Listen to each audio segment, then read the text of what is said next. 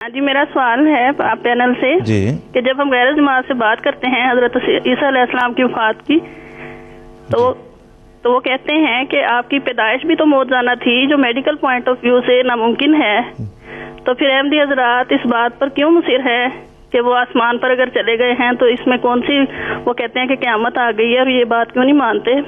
اگر ان کی پیدائش موجزانہ ہے تو ان کی جو ان کا جو انجام تھا یا جو ان کی وفات تھی وہ بھی موجزانہ ہی ہونی تھی۔ جی ٹھیک ہے، مبارکہ طارق صاحبہ، جزاک اللہ، شکریہ۔ اس میں گزارش تو یہ ہے کہ ان کی موجزانہ پیدائش بھی قرآن کریم سے ثابت ہے اور ان کا آسمان پر زندہ نہ جانا بھی قرآن کریم ہی سے ثابت ہے، لیکن میں اپنے پینل سے گزارش کروں گا کہ اس بارے میں کچھ مزید تفصیل ہے۔ یہ سوال ہے کہ ان کی پیدائش موجزانہ ہے اور طبی طور پر ناممکن ہے، دونوں باتیں انہوں نے کہی ہیں۔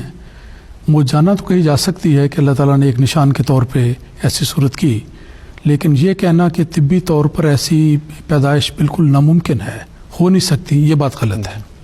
طبی طور پر بن باپ پیدائش ممکن ہو سکتی ہے، اگرچہ اس کی مثالیں کروڑوں میں سے آپ کو جا کے کوئی ایک دو ملے گی، تو ایک لحاظ سے تو یہ کہنا چاہیے۔ اور معجزے کی بات یہ ہے کہ اللہ تعالیٰ نے ایک نشان کے طور پر ان کو بن باپ پیدا کیا، اور لیکن اس کو یہ دلیل بنا کے کہ چونکہ پیدائش ان کی غیر معمولی ہے اس لیے وفات بھی غیر معمولی رنگ میں ہو، تو یہ کوئی دلیل نہیں بنتی۔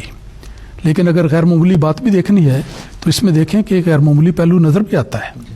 ان کے دشمنوں نے ان کو سلیب پر لٹکا کر مارنا چاہا تھا، بظاہر بچنے کی کوئی صورت نہیں تھی، سلیب پر لٹکا دیا گیا، ان کو مارا جا سکتا ہے، پہلے مارتے ہیں، سلیب پر لٹکانے کا مقصد یہ ہے کہ ان کو مار دیا جائے۔ لیکن اس ساری کوشش کے باوجود جب اللہ تعالیٰ نے ان کو بچایا تو معجزانہ رنگ میں ان کو بچایا، اس موت سے جو ان کے لیے غیر طبی موت تھی، اس سے اللہ تعالیٰ نے ان کو معجزانہ طور پر بچایا۔ ان کا سلیب پر لٹکانے کا عرصہ بڑا تھوڑا، ان کی ٹانگیں نہیں توڑی گئیں اور بے ہوشی ان پر طاری ہو گئی، جس کے نتیجے میں اس وقت زلزلہ بھی آ گیا، اندھیرا بھی چھا گیا، پینک بھی ہو گیا کہ اگلا دن سبت کا دن شروع ہونے والا ہے، جلدی ان لوگوں کو اتارنا چاہیے۔ یہ سارے حالات اللہ تعالیٰ نے پیدا کیے۔ اس کے نتیجے میں تھوڑی دیر سلیپ کے اوپر رہنے کے بعد ان کو اتار لیا گیا، ایسی حالت میں کہ ان پر بے ہوشی طاری تھی، اور بے ہوشی کی وجہ سے ان کو فوت شدہ تسلیم کر لیا گیا۔ یہ اللہ تعالیٰ کا ایک معجزہ تھا کہ ان کو کس طرح اللہ تعالیٰ نے اس غیر طبی موت سے بچایا جو ان کے مقدر میں نہیں تھی، جس کی وجہ سے یہودی ان پر لعنت طعن کرتے ہیں اور عیسائی اپنا غلط عقیدے کی بنیاد رکھتے ہیں۔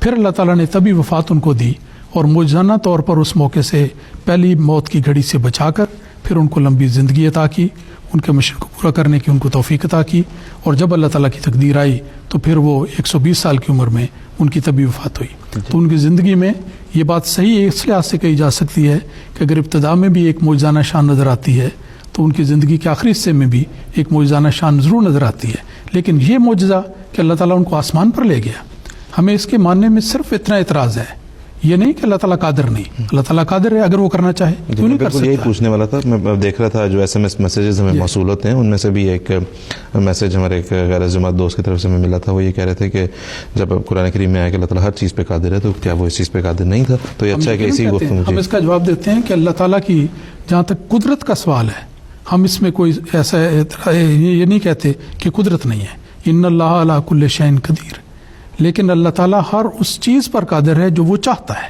جو اس کے قانون قدرت میں ہے، جو اس کی اسکیم میں ہے شامل، جو اللہ تعالیٰ کرنا چاہے اس پر قادر ہے۔ یہ نہیں کہ اللہ تعالیٰ ایک قانون بنائے اور پھر اپنے قانون کو توڑ دے، ایک طریق اسٹیبلش کرے اور کل کو کہے کہ یہ طریق نہیں ہے، اس کے مطابق ہو جائے۔ اور اگر واقعتاً کسی چیز کا کوئی ثبوت دے دے تو ہم اس کا انکار نہیں کریں گے۔ ہمارا کہنا یہ ہے کہ قرآن مجید سارے کا سارا پڑھ جائیں، احادیث مستند جو ہیں ان کا مطالعہ کر لیں، کسی جگہ پر آپ کو یہ حتمی ثبوت کسی جگہ نظر نہیں آئے گا کہ اللہ تعالیٰ جسم کے ساتھ حضرت عیسیٰ علیہ السلام کو آسمان پر لے گیا۔ تو جب لے جانے کا کوئی ثبوت نہیں تو پھر بلا وجہ یہ سمجھنا کہ ایسے کیوں نہیں ہو سکتا، یہ امکانی طور پہ تو ہو سکتا ہے، حقیقی طور پر نہیں ہے، اور حقیقت کا سوال ہے، امکان کا تو نہیں۔ جہاں تک قدرت کا تعلق ہے، میں آپ کو ایک چھوٹا سا لطیفہ بھی سنا دوں۔ میرے والد حضرت مولانا ابوالعطا صاحب جلندری، ان کا اپنا واقعہ، ایک دفعہ ایک غیر جماعت دوست سے بات ہو رہی تھی، وہ کہنے لگے جی کہ اللہ تعالیٰ ہر چیز پر قادر ہے، تو کہنے جی کہ ہم تو الحمدللہ اللہ تعالیٰ کو قادر مانتے ہیں، آپ احمدی بتائیں کہ آپ بھی ان کو قادر مانتے ہیں کہ نہیں؟ تو ابا جان نے کہا کہ ٹھیک ہے، ہاں ہم قادر مانتے ہیں، یقیناً قادر مانتے ہیں، ان اللہ علی کل شیء قدیر۔ تو کہنے لگے جی کہ کیا اللہ تعالیٰ حضرت عیسیٰ علیہ السلام کو جسم کے ساتھ آسمان پر لے جا سکتا ہے؟ انہوں نے کہا کہ ہاں لے جا سکتا ہے، کیونکہ اللہ تعالیٰ قدرت تو رکھتا ہے۔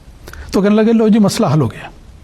تو میرے والد صاحب نے کہا نہیں، مسئلہ حل نہیں ہوا، मैं आपसे भी एक बात पूछना चाहता हूँ कि आप बताएं कि आप वाकई अल्लाह ताला को कादिर मानते हैं? वो कहने लगे जी हम तो बिल्कुल मानते हैं, हर चीज़ पे कादिर है। उनका देखिए मौलवी साहब, फिर बाद में पीछे नहीं हटना, हर चीज़ पे कादिर मानते हैं? कहते जी बिल्कुल मानते हैं। कहते अच्छा मैं आपसे ये सवाल पूछता हूँ कि ये बताएं कि क्या अल्लाह ताला हज़रत मिर्ज़ा ग़ुलाम अहमद कादियानी अलैहिस्सलाम को इमाम महदी बनाने पर कादिर है? कहते हरगिज़ नहीं, नऊज़ुबिल्लाह, ऐसा नहीं हो सकता, हरगिज़ कादिर नहीं। कहा जी फैसला तो अब हो गया है कि आप नहीं मानते अल्लाह ताला को कादिर, हम यकीनन मानते हैं, बशर्ते कि उसका सबूत कुरान मजीद से हमें दिखा दिया जाए। बिल्कुल ऐसा ही है। मैं इस बारे में अर्ज़ करना चाहता था कि ये बहन ने ये दलील दी है कि ईसा इस्लाम की मौजज़ाना पैदाइश जो है ये एक दलील है कि वो आसमान पर भी उठाए जा सकते हैं।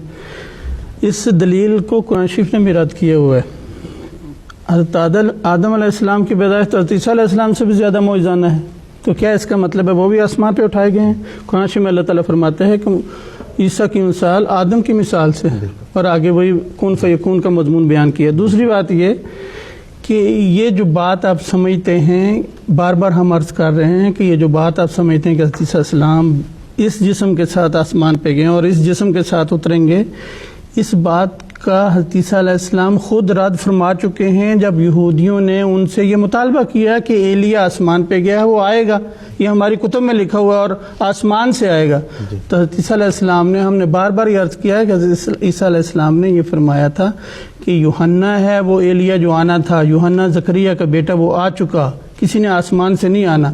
तो जिस ईसा अलैहिस्सलाम का आप इंतज़ार करें वही फैसला दे चुके हैं, आप उनका क्यों इंतज़ार करते हैं उनके फैसले के खिलाफ। और दूसरी बात मैं ये अर्ज़ करना चाहता कि एक दोस्त ने पहले फरमाया था कि कुल्लु नफ्सिन ज़ाइक़तुल मौत का ये मतलब है कि हज़रत ईसा अलैहिस्सलाम आखिरी ज़माने में आएंगे, फिर मौत का मज़ा चखेंगे जी।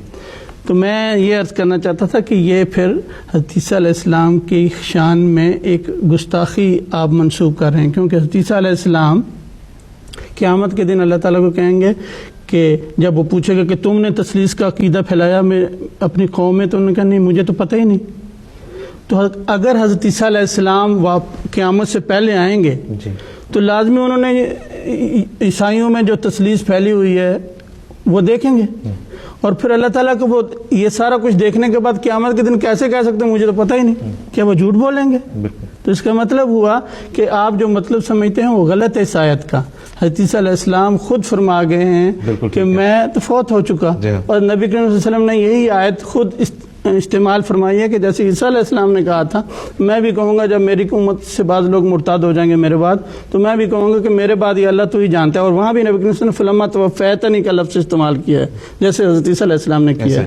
बिल्कुल जी, ठीक है। मुख्तसर सी देना चाहता हूँ, इससे बात बड़ी वाज़ेह हो जाएगी कि जहाँ तक आसमान पर जाने का ताल्लुक है, ये मुतालबा रसूल पाक सल्लल्लाहु अलैहि वसल्लम से भी हुआ था कि कुफार ने कहा था कि हम आपके मिन जानिबिल्लाह होने का यकीन नहीं करेंगे जब तक आप आसमान पर न चले जाएं और वहाँ से जाकर एक किताब लेकर आएँ जिसको हम पढ़ें तो हम फिर मान जाएंगे।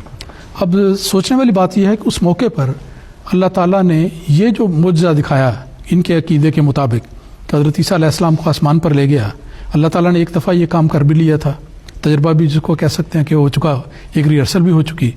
दूसरी दफ़ा हज़रत सल्लल्लाहु अलैहि वसल्लम को क्यों नहीं आसमान पे ले गया? उस मौके पर जब कुफार का मुतालबा था, अगर वो पूरा कर दिया जाता तो सारे कुफार ईमान लाने को तैयार थे, लेकिन अल्लाह ताला ने फरमाया कुल सुबहाना रब्बी हल कुन्तु इल्ला बशर रसूला, कि तू कह दे अल्लाह ताला ऐसी चीज़ों से पाक है, मैं एक बशर रसूल हूँ। और ये वही बशर रसूल के अल्फाज हैं जो हज़रत ईसा अलैहिस्सलाम के भी आते हैं, वो भी बशर और रसूल थे, तो अल्लाह ताला उनको नहीं लेके गया।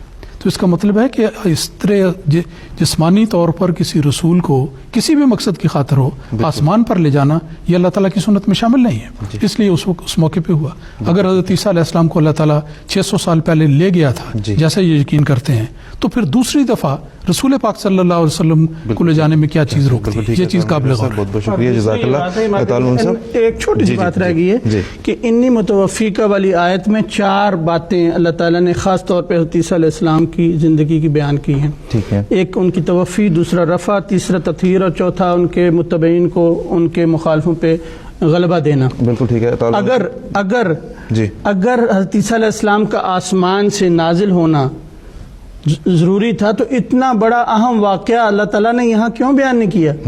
यहाँ इतना अहम वाक़या है कि एक शख्स आसमान पे गया है सुन्नत अंबिया के खिलाफ और वो वापस आएगा, तो लाजमी तौर पे इतना अहम वाक़या यहाँ जिक्र करना चाहिए था।